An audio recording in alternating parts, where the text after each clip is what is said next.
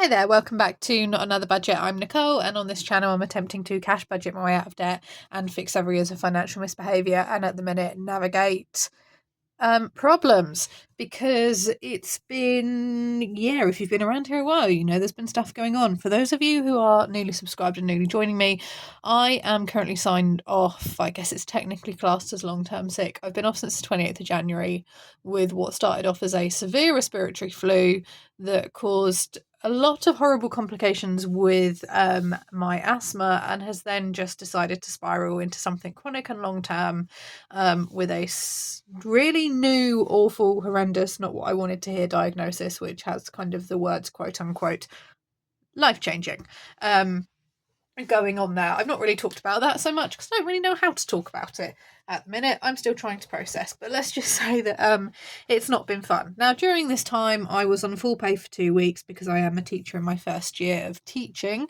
and I'm on half pay, and I get half pay for 50 days, and that runs out the beginning of May, specifically 6 days into May.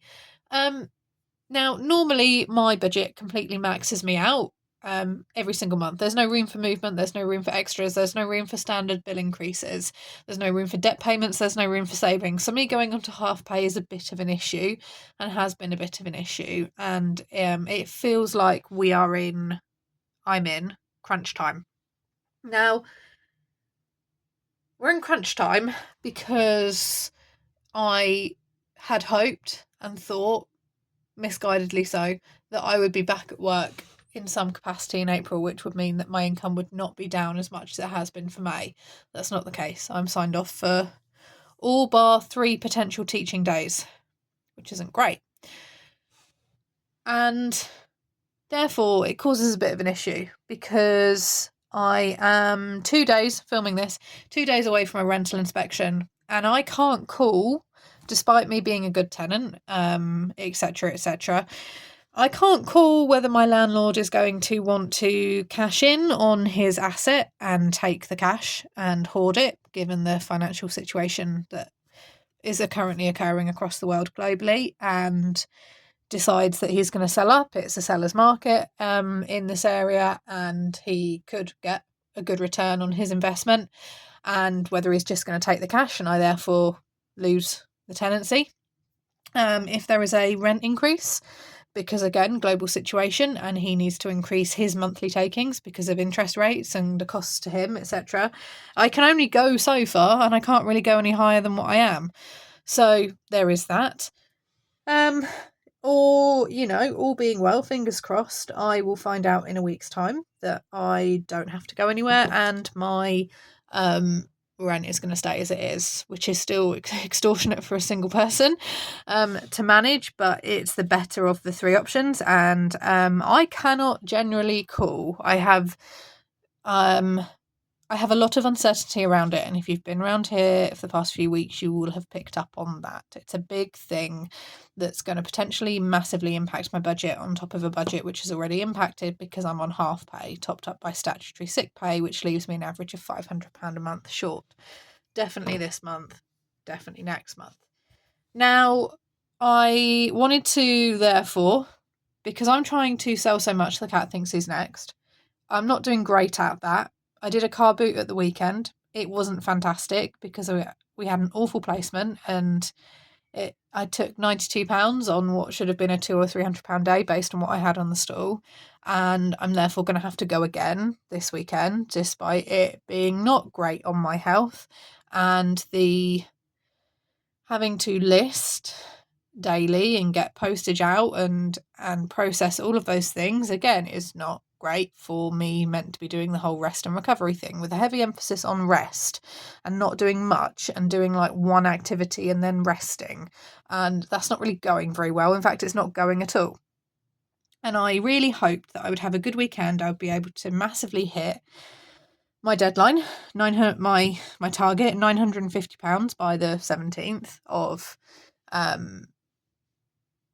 April, when my rent is due, and we're going to go through, and I thought I'd be able to I wanted to see if I could take like the breaks off and I could actually give like a week or so, ideally 2 weeks, to the whole rest and recovery thing. Because I'm going to have to be back at work at the beginning of May, regardless of whether I'm well enough to or not. And I wanted to see what I could do to help towards that. And it's not great. So the income projections I did because I wanted to kind of see when my income would start to even out and what I would potentially have to do in the meantime to continue to help that along despite the impact on my health. Just when you thought things couldn't get any worse. So I am expecting an income of £1,446.50 on the 30th of April. This is to pay May's bills. I expect in May that I'm going to be working possibly for the whole month on a phased return, and that phased return is going to be half days only. We know that already, with potentially days out within there for me to attend clinics and specialist treatments and doctors and things as well. So I'm unlikely to be paid for those, and they're also under no obligation to pay me full pay. As it's my first year, I have asked to see this policy. I haven't been provided with this policy. We're just going to add it to the litany of issues that is my current school. But I'm expecting that I'm only going to be paid half pay, so I've scheduled in an expected take home of £1,250. So despite me being back at work, because I won't be signed off sick, it won't be topped up with statutory sick pay, so I expect to be receiving less. I will also be commuting, so whereas my petrol has been incredibly low for the past couple of months, it's going to go up again. I will need to be paying out for petrol again. So there's that. So that's the 31st of May. So that's going to be covering June's payments. And then at the end of June, we're hoping that throughout June, I may be back up to working full time. And this is indeed assuming that I am back working full time. And by the end of June, we will go into July and I will be finally receiving a full month's pay. Now, at the minute, I've got £950 that I've paid 1 month ahead on my rent. And there's a bit of a question mark over when I use this or not. Now, if I get given my notice to quit the property, whether it's 2 months or I decide to just go in 30 days, whatever happens, that's either going to be used in May if that scenario occurs. But if I stay in the property, then I think that is when I'm going to have to use it, and it's going to have to be used to cover June's rent payment because I can't afford to do this. When my rent is £950 and I'm optimistically taking home £1,250, but if I don't get paid for appointments, it could be less. That's a bit of a problem. So that's when it's going to need to be used, and that's assuming that it is just still that amount and it's not any higher.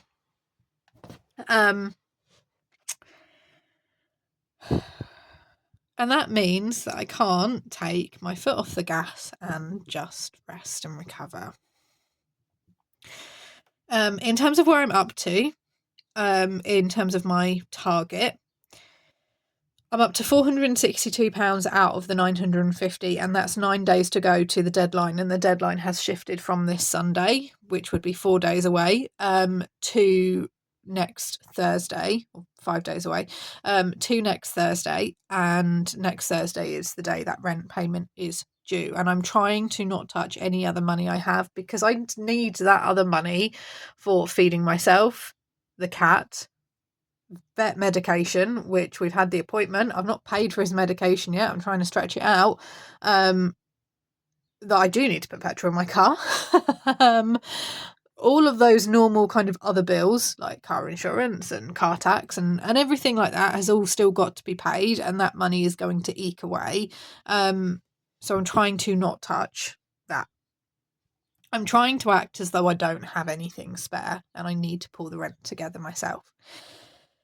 What's really disheartening, and if I were to speak candidly, like we're sat across from each other having a coffee, is I know that me dragging myself out to car boots and me spending days measuring and folding and listing and then going onto the computer and getting everything sorted and then packing up orders and then responding to things isn't rest and it isn't helping things.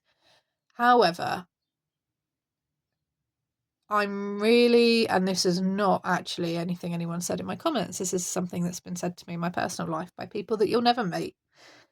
And I think it's really telling that I have had more support voluntarily, because I don't ask for it, financially, from strangers on the internet who I will never probably ever meet in person, than I have from my own family, who are really good at telling me that I shouldn't be doing car boots and I shouldn't be doing Vinted, but are not,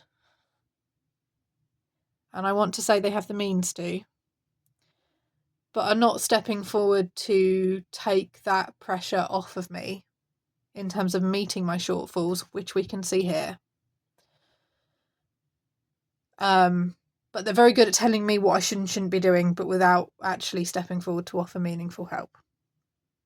And that's been really, really hard, because I feel like even if you can't, what's really noticeable is that, again, I have received more financial support from strangers on the internet when I haven't asked for it, and I will never ask for it, than I have my own family.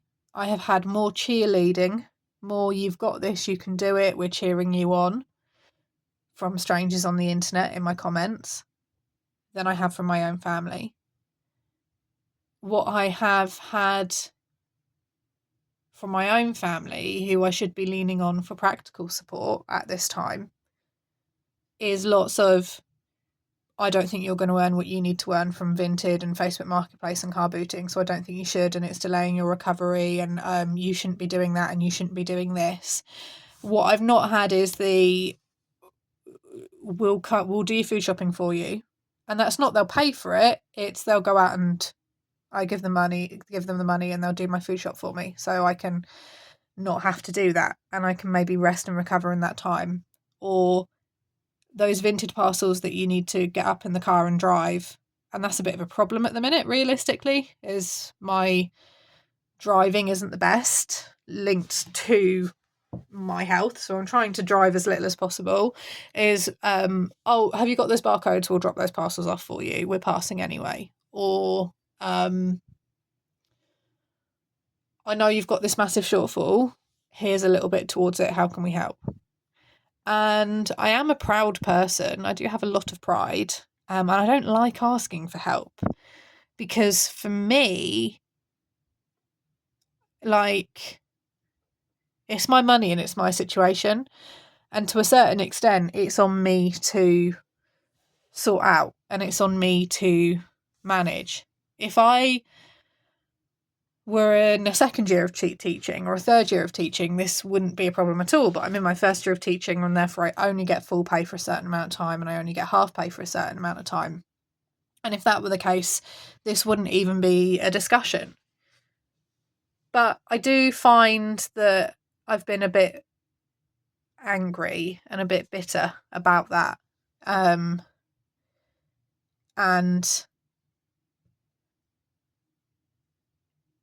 I'm finding that it's definitely kind of, things feel more like a struggle, because what it shows me is that as I gradually get more ill, and I will gradually get more ill, and it may be over a series of years or a series of decades, but this is not something which is ever going to improve, and my quality of life and my health will decrease.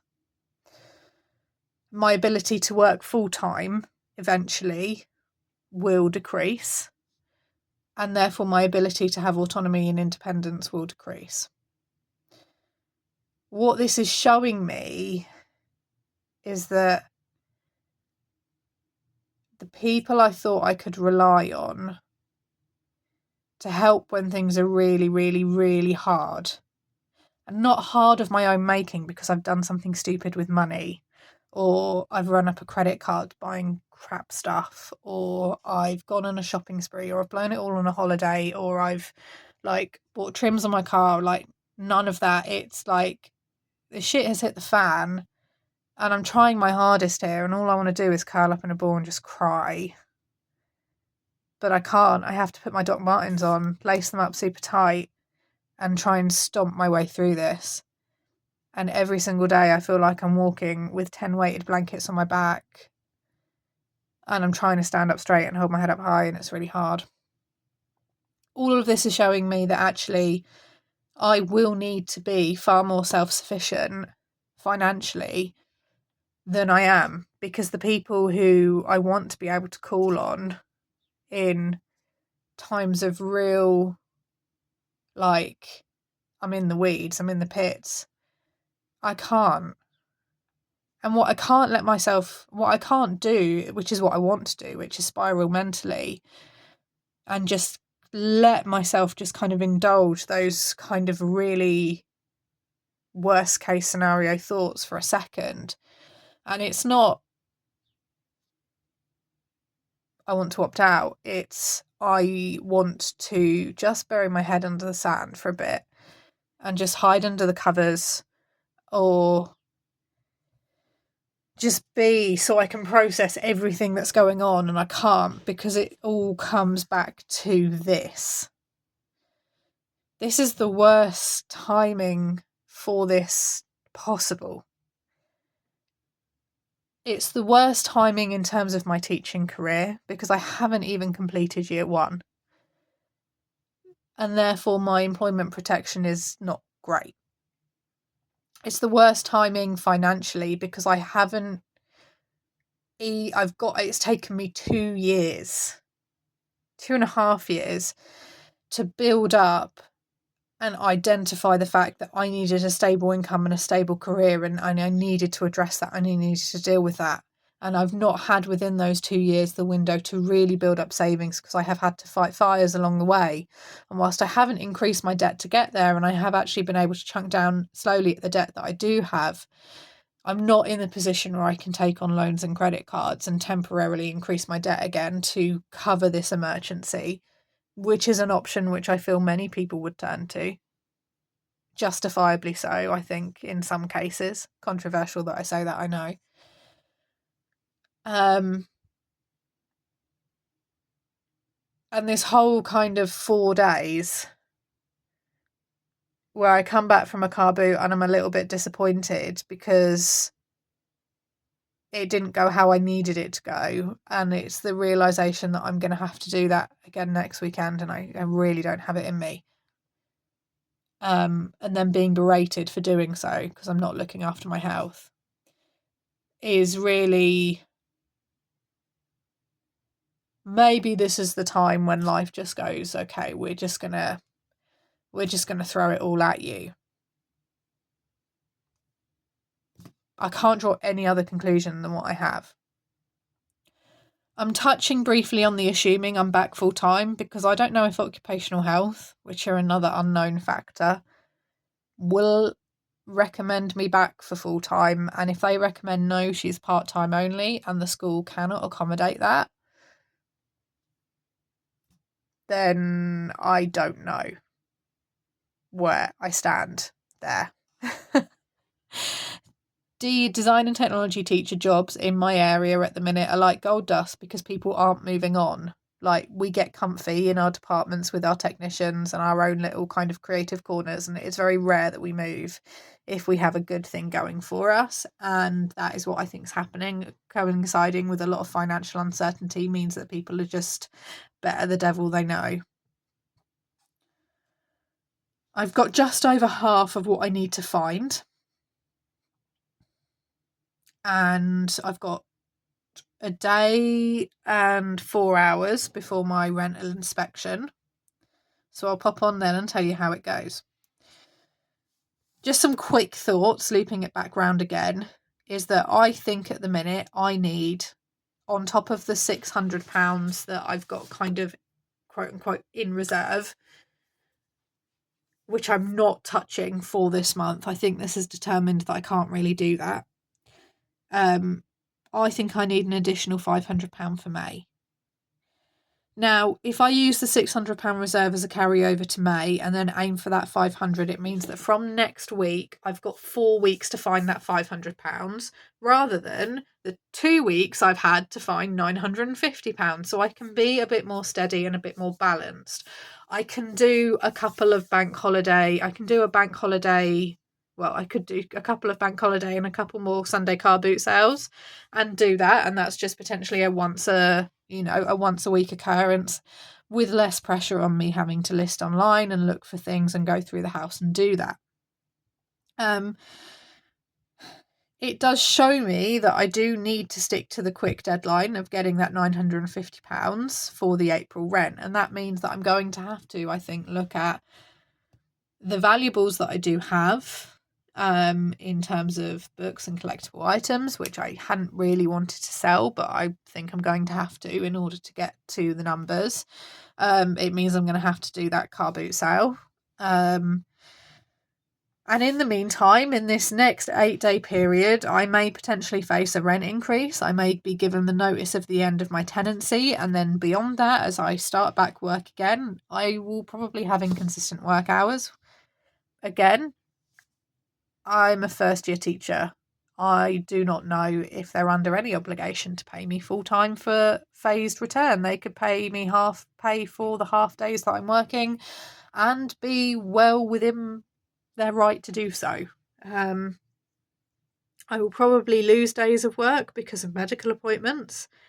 And if we get to the end of the phased return period and it is deemed to be not successful and that I need a further period of sign off, I will have run out of half pay and I'll be on statutory sick pay.